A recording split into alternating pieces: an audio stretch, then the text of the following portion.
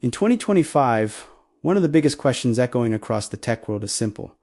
Just how secure is Linux today? Because as Linux continues to dominate servers, supercomputers, cloud platforms, and even desktops, the debate over its security has never been stronger. And today, we're breaking down every part of this question: what changed, what improved, and what threats Linux is facing right now. Let's start with the core idea. Linux has always been seen as a secure operating system, built on the foundations of open source, transparency, and community-driven development. But in 2025, security isn't just about being open source, it's about how fast the system responds to threats, how much attack surface it exposes, and how well it adapts to modern cyber challenges like AI-generated attacks and zero-day vulnerabilities. One of the biggest advantages Linux has in 2025 is its permission-based architecture. You don't run apps as administrator by default. Malicious programs can't quietly install themselves, and the separation between users, processes, and system resources is strict, making it extremely difficult for malware to spread without detection. Compared to systems that grant apps elevated privileges automatically, Linux still stands strong as a far safer environment, especially for enterprise use. But here's where things get interesting. The landscape of attacks has evolved. Attackers are no longer writing simple viruses.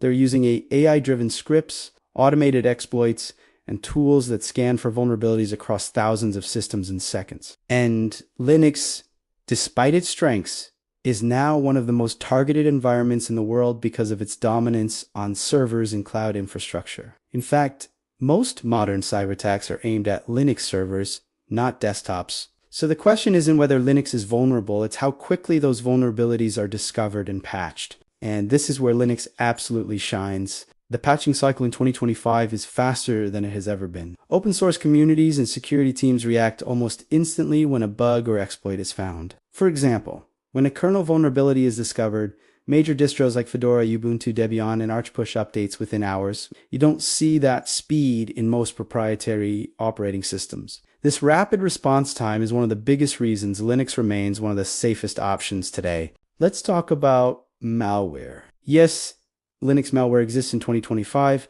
but it's still extremely rare on desktop systems. The vast majority of malware targeting Linux focuses on servers, IoT devices, and cloud environments. Desktop users simply don't face the same level of risk unless they install untrusted software, skip updates, or run risky scripts with root access. In fact, most Linux infections happen because someone typed a command from the internet without understanding what it does. So user behavior still matters.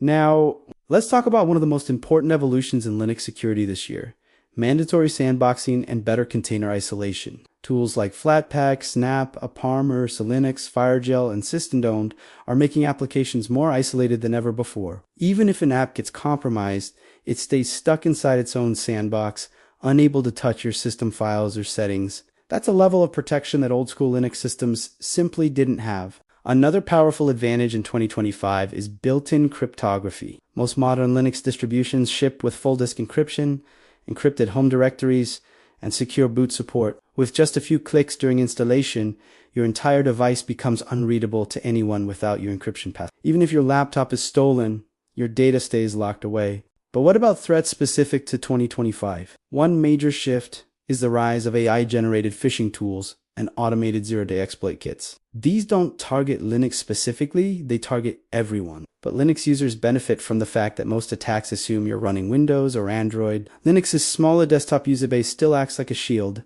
making it less likely for mass-produced malware to affect you. However, Linux servers remain high-value targets, and that's where most attacks focus. So, is Linux perfect? Not at all. No operating system is. Linux still has weak points: misconfigured servers, outdated kernels, user error, unprotected SSH ports, insecure scripts, and third-party repositories can all introduce risk. And as Linux continues to grow across industries, more attackers are studying it than ever before. But here's the conclusion. In 2025, Linux remains one of the most secure operating systems on the planet, not because it's invincible, but because it's transparent, fast to patch, highly customizable, and built with strong security principles at its core. If you keep your system updated, avoid untrusted software, and enable basic protections like firewalls and encryption, Linux offers a level of security that few other systems can match. So if you're thinking about switching to Linux in 2025 for better security, the answer is clear. Yes, Linux is still a safe and powerful choice. The real question isn't whether Linux can protect you. It's whether users follow the best practices that make Linux security truly shine. If you want a full guide on how to harden your Linux setup even more, let me know in the comments and I'll make a detailed breakdown.